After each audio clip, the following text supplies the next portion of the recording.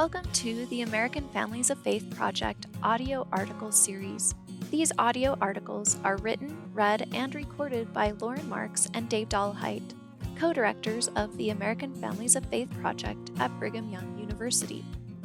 Each article has previously been published in various online newspapers and magazines. Visit americanfamiliesoffaith.byu.edu to learn more. Hello, friends, and welcome to the American Families of Faith podcast series. Today, audio article 6, Living Into Fatherhood. This is an article that Dave Dollahite and myself, Loren Marks, originally published in RealClearReligion for Father's Day in 2018, entitled Living Into Fatherhood. Over the past 3 decades, as part of the American Families of Faith Project, we have interviewed nearly 250 diverse fathers about the challenges and blessings of striving to be a faithful father.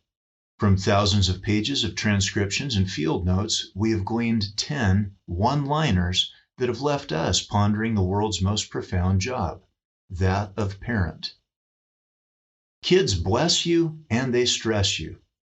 A Black Baptist father from Louisiana nailed it with this one. No explanation is needed for anyone who has been a parent for more than 2 days. Quote, kids see if faith is a Sunday thing or if it's a 24/7 thing, end quote. A white, non-denominational Christian father from Pennsylvania captured the importance of what we call belief-behavior congruence. For those fathers who, like us, have been called hypocrites by our own young child. We are aware that kids come equipped with manure detectors that have parent-sensitive settings. Quote, my grandfather didn't act spiritual in synagogue, he was spiritual, end quote. A Jewish father from Delaware called out his own parents for hypocrisy and putting on appearances, but he welled with emotion when discussing the profound faith of his grandfather, whose prayers were so powerful that, quote, they shook you, end quote. Next quote, we wanted to come out of this being in love with God, not hating him, end quote.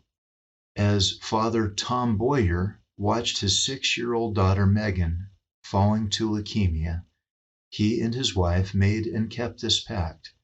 Tom said, you wouldn't expect bedpan shuffling to be a wonderful memory, but it was. Megan trusted me to do my best job not to hurt her, and that was special to me, that she let me do that, end quote. Viktor Frankl wrote, if there is a meaning in life at all, then there must be a meaning in suffering. Tom witnessed Megan's increased sympathy and concern for others and shared, it makes you want to go forth and do likewise. Next father quote, every morning I look at that list and promise myself that that will never be me, end quote. A Latter-day Saint father told us after our extensive interview with him that his own father had been distant, cruel, and brutal. At 10 years of age, Matt began making a list of his father's harsh actions. By the time Matt left home, the list was more than 100 items long. Now a father of 6, Matt kept a 30-plus-year-old list in his sock drawer to look at it each morning as the day began. Matt is what social scientists call a transitional character. Another apt term for this kind of generational turnaround is a miracle. Our next fathering quote is as follows. If your child ever gets the idea into his head that there is something more important to you than he is, then you have no right to be surprised when something else becomes more important to the child than pleasing you, end quote.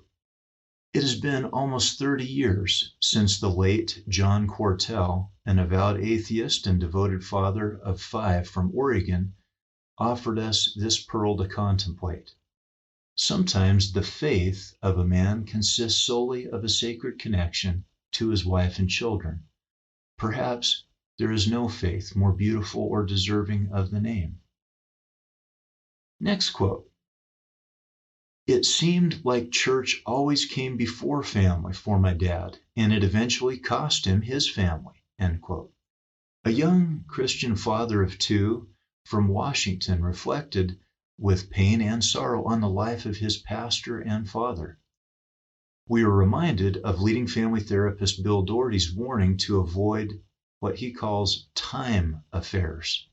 Whether the time affair is with NFL football, the golf course, hunting, chasing dollars, or even one's faith community.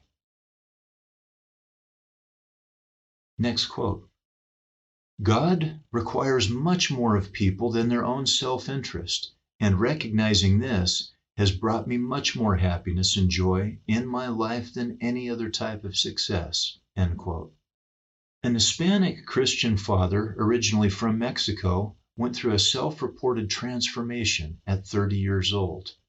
He lost his old life, but found a new one that came to include a wife and 2 daughters. Next quote. Now my most important work begins. Now my most important work begins. End quote. A Christian father's daily mantra as he drove home from work based on ideals he read on a fathering website.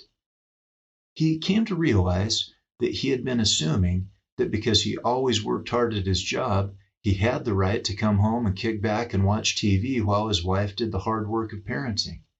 He realized that since he was usually tired after work, he needed to psych himself up during his drive home so he would be motivated to work as hard or harder at home as a husband and father. Rather than listen to music on the drive home, he thought about the meaningful things he would do with his kids during the few short hours he had with them before bedtime. Next quote. God told me that I will live into the answer, end quote. Brad and his wife had a son with some special needs.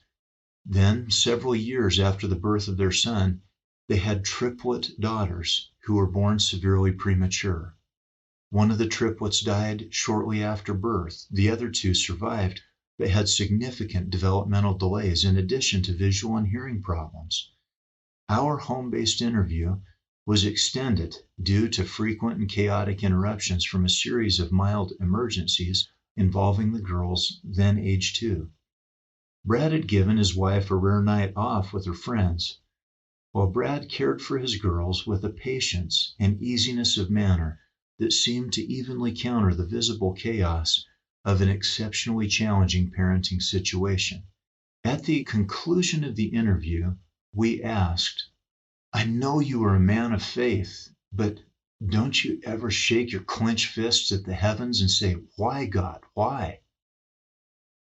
Brad looked at a point off in the distance that only he could see and said, I did once.